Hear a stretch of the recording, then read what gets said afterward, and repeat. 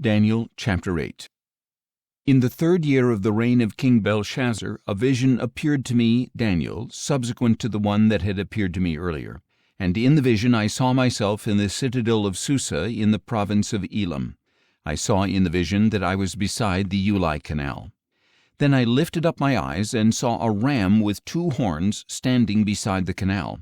The horns were long, but one was longer than the other, and the longer one grew up later. I saw the ram charging toward the west and the north and the south.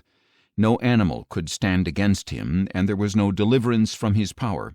He did as he pleased and became great. As I was contemplating all this, suddenly a goat with a prominent horn between his eyes came out of the west, crossing the surface of the entire earth without touching the ground. He came toward the 2-horned ram I had seen standing beside the canal and rushed at him with furious power. I saw him approach the ram in a rage against him, and he struck the ram and shattered his 2 horns.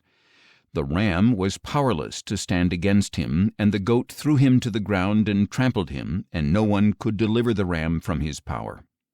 Thus the goat became very great, but at the height of his power his large horn was broken off, and 4 prominent horns came up in its place, pointing toward the 4 winds of heaven.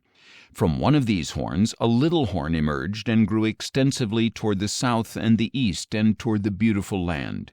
It grew as high as the host of heaven, and it cast down some of the host and some of the stars to the earth and trampled them. It magnified itself even to the prince of the host. It removed his daily sacrifice and overthrew the place of his sanctuary.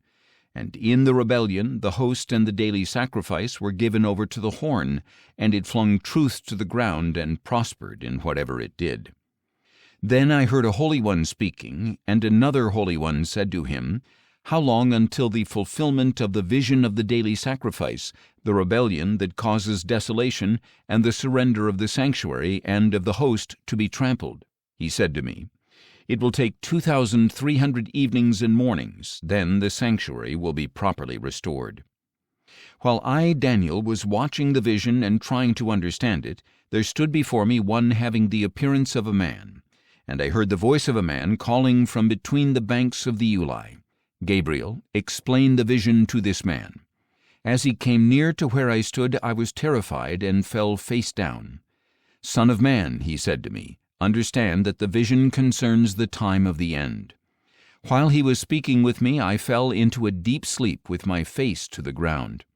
Then he touched me, helped me to my feet, and said, "Behold, I will make known to you what will happen in the latter time of wrath, because it concerns the appointed time of the end."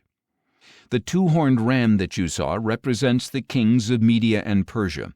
The shaggy goat represents the king of Greece, and the large horn between his eyes is the first king.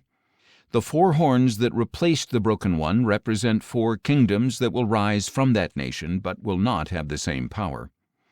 In the latter part of their reign, when the rebellion has reached its full measure, an insolent king, skilled in intrigue, will come to the throne. His power will be great, but it will not be his own. He will cause terrible destruction and succeed in whatever he does. He will destroy the mighty men along with the holy people. Through his craft and by his hand he will cause deceit to prosper, and in his own mind he will make himself great. In a time of peace he will destroy many, and he will even stand against the Prince of Princes. Yet he will be broken off, but not by human hands. The vision of the evenings and the mornings that has been spoken is true.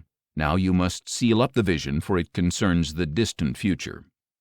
I, Daniel, was exhausted and lay ill for days.